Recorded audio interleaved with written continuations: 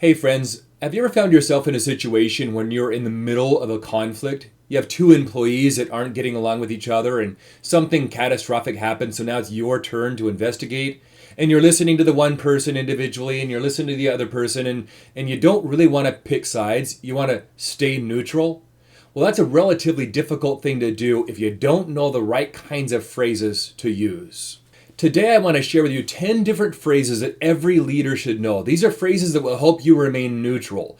Not only is this good during conflict, but let's say somebody came to you to vent about another employee. Obviously, that's a time for neutrality.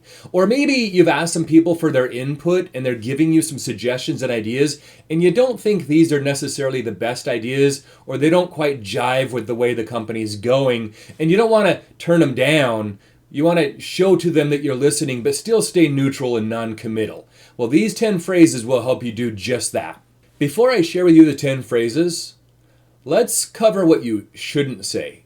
You shouldn't say something like, oh, that's a terrible or a stupid idea, even if you do think that it's a stupid idea. You shouldn't say something like, you know what, we've tried that before 10 years ago and it just didn't work. You shouldn't say, oh my gosh, yes, Sally, holy cow, she is something else. Because that's not really staying neutral at all. You shouldn't say something like, are you serious? Are you kidding me? Oh, I've got to do something right now, right? All these are committal statements showing them that A, you agree with them, and B, you're going to do something about it. And maybe you're not quite ready for that. In fact, I find there's a lot of value for leaders to stay neutral until they gathered all of the information and made a decision, and then they can take sides. So here are 10 phrases that will really help you stay neutral. Number one, sounds like this is kind of frustrating to you, or really frustrating to you. Number two, I can tell this has been weighing on you for a long time. And you don't have to follow up with anything. You're just acknowledging their feelings. A third one of my favorite, interesting. And it is interesting. It's new. It's something maybe you haven't heard before. But by saying interesting, you're not agreeing or disagreeing with their statement. Number four, I clearly see that you've put some thought into this. Number five, I really appreciate you bringing this to me. Again, you're not confirming or denying their statement. You're simply acknowledging that you've heard it and you're appreciating their openness in communicating with you. Number six, I've never thought about it that way. That's a particularly good statement to use when you're eliciting feedback from people and they're suggesting ideas, and some of those are just way out in left field that you know is not going to work at all, but you want to acknowledge their contribution and you don't want to shut them down. You simply say, never thought about it that way. Number seven, hey, thanks for sharing with me how this is affecting you.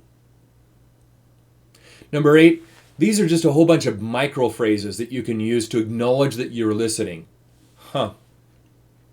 Or I see. Got it. Okay. All right. Again, you want to let people know that you are listening, that you're valuing the time and effort that they're making in sharing things with you, but you're not agreeing or disagreeing with their statements. Here's number 9. That's helpful context. That one's really good if you're gathering information and understanding what kinds of decisions you need to make. And then you can use all these phrases and they're going to want something from you. They're going to want some kind of a decision.